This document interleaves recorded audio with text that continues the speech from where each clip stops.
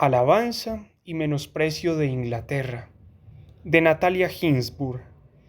Inglaterra es bella y melancólica. Yo no conozco, a decir verdad, muchos países, pero me ha surgido la sospecha de que Inglaterra es el país más melancólico del mundo. Es un país altamente civilizado.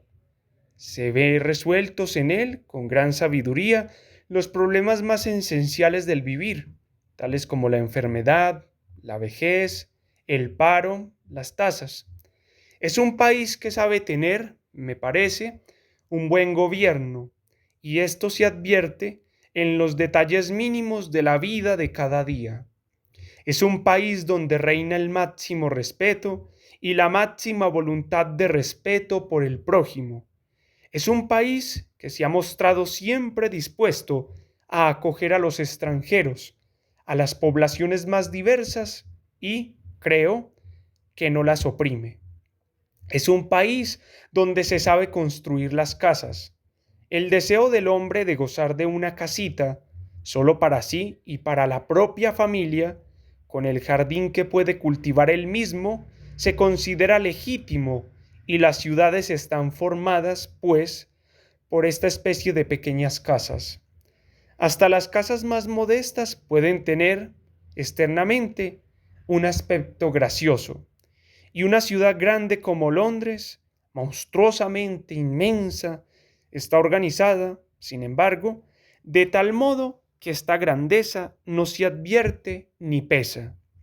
La mirada no se pierde en su grandeza, sino que es atraída y engañada por las callejas y casitas, por los verdes parques.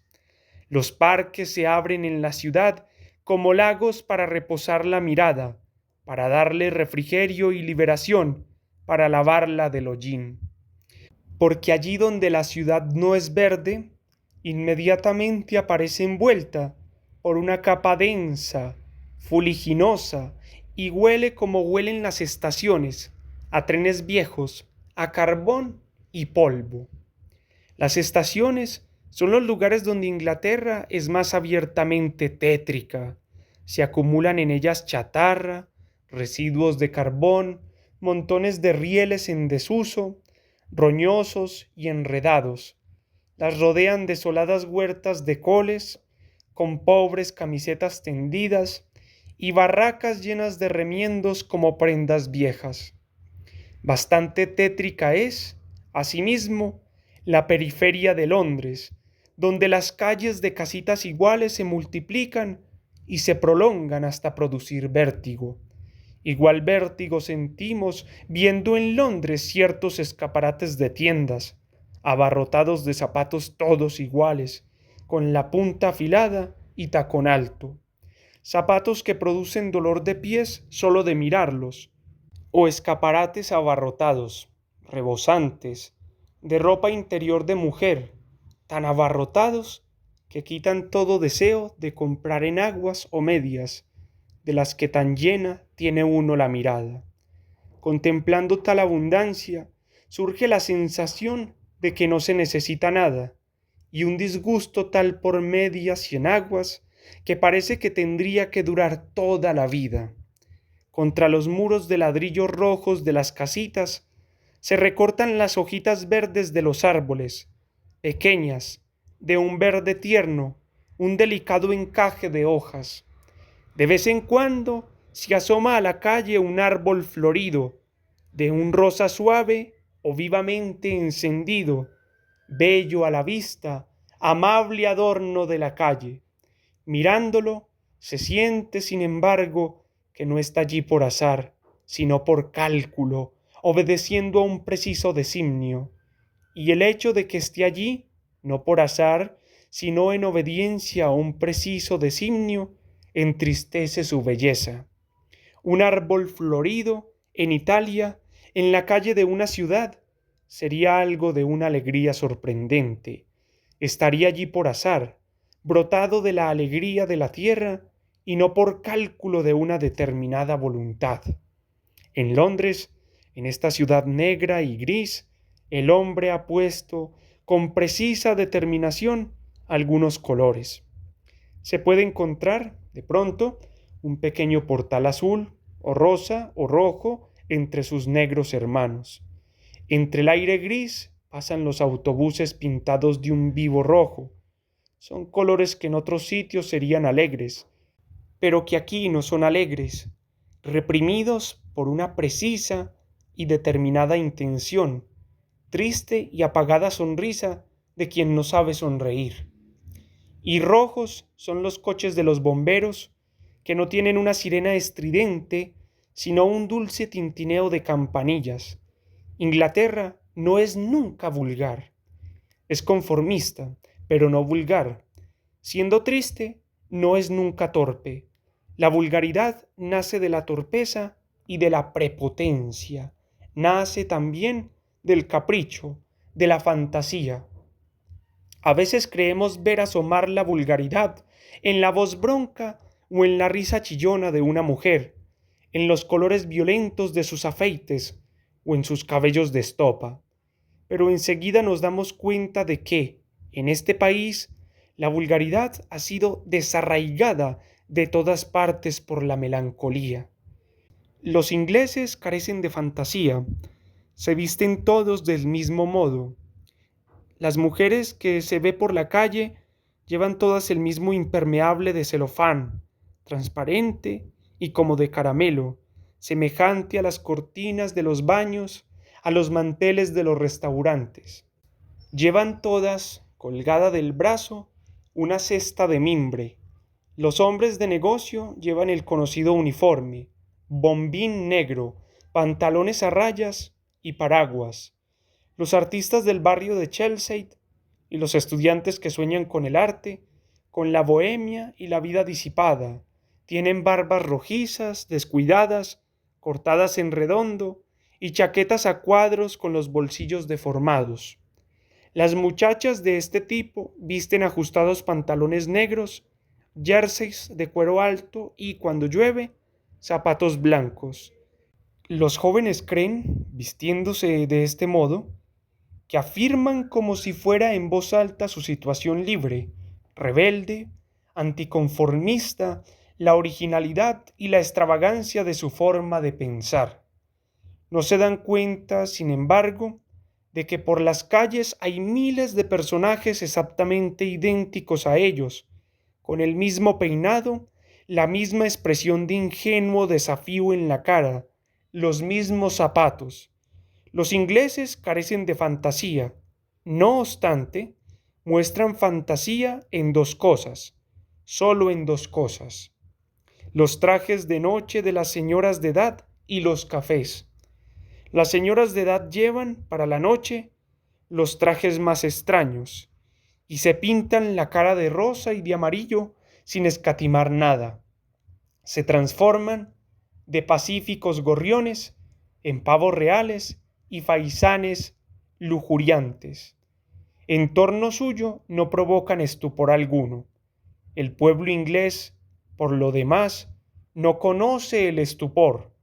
Jamás vuelve la cabeza para mirar a su prójimo por la calle. También en los cafés, en los restaurantes, Inglaterra muestra su fantasía. Suele darles nombres extranjeros para hacerlos más atractivos: Bustard, Chestnut, Roma, Lealpit. A través de los cristales se ven en ellos delicadas plantas trepadoras, farolillos chinos, agudos picos de rocas, luces azuladas de glaciares. O se ve calaveras, huesos cruzados, paredes negras, alfombras negras, fúnebres velas, y reina en ellos, al estar casi siempre vacíos, un luctuoso silencio. Inglaterra, que no está en absoluto contenta de sí misma, estudia la forma de vestirse las plumas de la fascinación forastera o busca el escalofrío de una seducción funeraria. Por lo demás, las bebidas y alimentos que se encuentran en el interior de estas puzzles, de estos Alpes, de estos sepulcros, tienen todos el mismo lamentable sabor. La fantasía no ha llegado a bebidas y alimentos. Se ha quedado enganchada en los cortinajes, en las alfombras, en las luces. Los ingleses, por lo general, no muestran estupor. Si uno se desmaya por la calle, todo está previsto. En unos segundos le llevan una silla, un vaso de agua y una enfermera de uniforme. Los desmayos están previstos y en torno al infortunado todo se mueve rápida y automáticamente para prestarle ayuda. Se asombran profundamente, sin embargo, los ingleses cuando en el restaurante pedimos un poco de agua. Ellos no beben agua, pues tienen calmada perennemente su sed por infinitas tazas de café. No prueban el vino ni tocan el agua. Por eso los desorienta la petición de un vaso de agua, ese mismo vaso de agua tan solicitado en llegar cuando se produce un desmayo por la calle. Al final lo traen, un vasito con poca agua tibia, en una bandeja y con una cucharilla. Quizá tienen razón en disfrazar los cafés y restaurantes con aires extranjeros, porque cuando estos lugares son claramente ingleses, reina en ellos una desesperación tan triste que al que entra le inspira la idea del suicidio. Me he preguntado a menudo cuál es el motivo de esta desolación de los cafés ingleses. ¿Acaso deriva de la desolación de las relaciones sociales?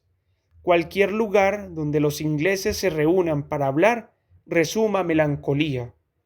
En efecto, no hay nada más triste en el mundo que una conversación inglesa, cuidadosa siempre de no rozar nada esencial, de quedarse en la superficie, para no ofender al prójimo entrando en su intimidad, que es sagrada.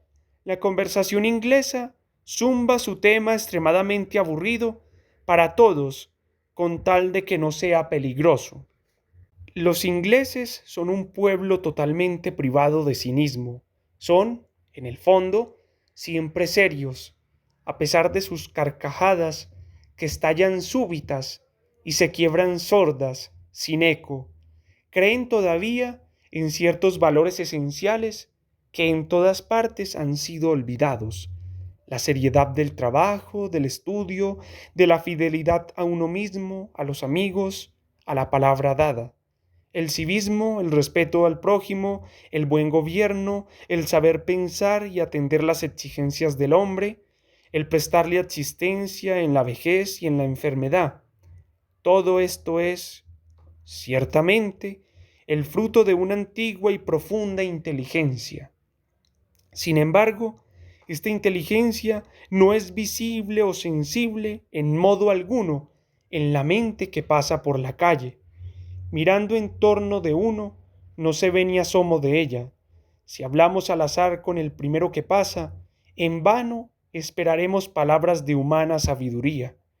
Cuando entramos en una tienda, la dependienta nos recibe con las palabras «Can I help you?», pero solo se trata de palabras. Inmediatamente se revela totalmente inhábil para ayudarnos y en absoluto dispuesta a intentarlo. No se descubre en ella voluntad alguna de establecer con nosotros un entendimiento, de colaborar con nosotros, de contentarnos. Para buscar lo que deseamos, no dirige su mirada a más de 2 centímetros de su nariz.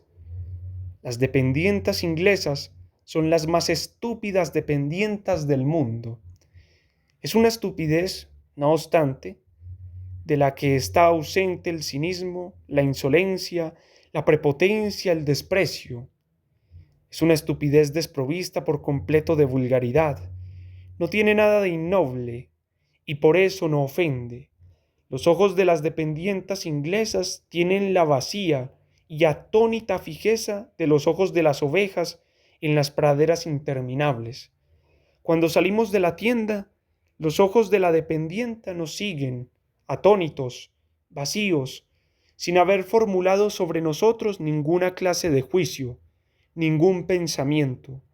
Son ojos que nos olvidan inmediatamente apenas salimos del brevísimo radio de su iris. Por eso, si por casualidad nos encontramos con una dependienta menos estúpida, nos sentimos dispuestos a comprar toda la tienda, maravillados. Italia es un país dispuesto a doblegarse a los peores gobiernos. Es un país donde todo funciona mal, como se sabe. Es un país donde reina el desorden, el cinismo, la incompetencia, la confusión y, sin embargo, por la calle, se siente circular la inteligencia como una vívida sangre.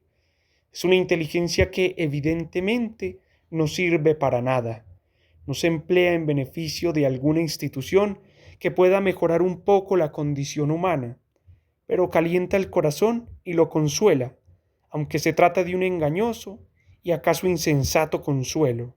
En Inglaterra, la inteligencia se traduce en las obras, pero si buscamos en torno a nosotros por la calle, entre la gente que pasa, no encontraremos ni asomo de ella, y esto, desde luego estúpida e injustamente, nos parece una privación y nos hace enfermar de melancolía. La melancolía inglesa se nos contagia prontamente. Es una melancolía ovejuna, atónita, una especie de pasmo vacío, sobre cuya superficie revuelan las conversaciones sobre el tiempo, sobre las estaciones, sobre todas las cosas de las que se puede hablar largamente sin llegar al fondo, sin ofender y sin ser ofendido, un largo y leve zumbido de mosquito. El pueblo inglés aparece, sin embargo, consciente en cierto modo de su propia tristeza, de la tristeza que inspira a los extranjeros su país. Con los extranjeros tiene el aire de pedir excusas por ella y aparece perennemente ansioso de marcharse. Vive aquí como en un eterno exilio, soñando con otros cielos. Siempre me sorprende que en Italia los que tienen hijos adolescentes no sueñen otra cosa que mandarlos a Inglaterra en las vacaciones de verano. Sobre todo si se trata de muchachos que están atravesando, como a menudo ocurre en la adolescencia, un periodo de timidez, de misantropía, de uranía, de osquedad. Los padres italianos piensan en Inglaterra como en un específico remedio contra estos males. En realidad, en Inglaterra no se cambia jamás. Es un país donde sigue siendo uno absolutamente el mismo que es. El que es tímido sigue siendo tímido. El que es misántropo sigue siendo misántropo. Además, sobre la timidez y la misantropía inicial, se extiende aún la grande e ilimitada melancolía inglesa como una pradera ilimitada en la que se pierde la mirada. Encima, los padres esperan en vano que sus hijos, en esas estancias estivales, aprendan el inglés, lengua dificilísima de aprender que poquísimos extranjeros saben y que cada inglés habla a su manera. Inglaterra es un país donde uno sigue siendo absolutamente el mismo que era.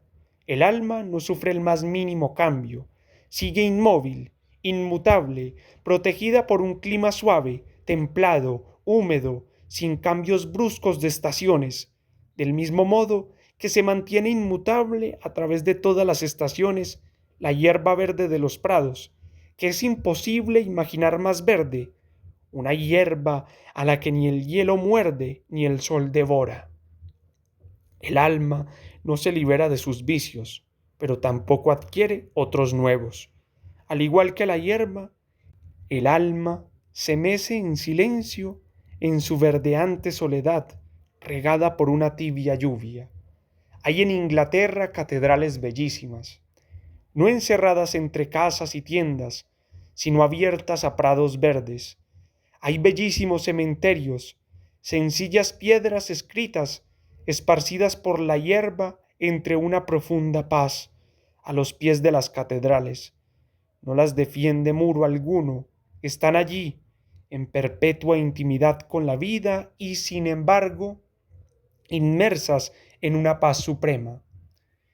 En el país de la melancolía, el pensamiento está siempre dirigido hacia la muerte. No teme a la muerte, puesto que la sombra de la muerte se asemeja a la vasta sombra de los árboles, al silencio que ya está presente en el alma, perdida en su verde sueño.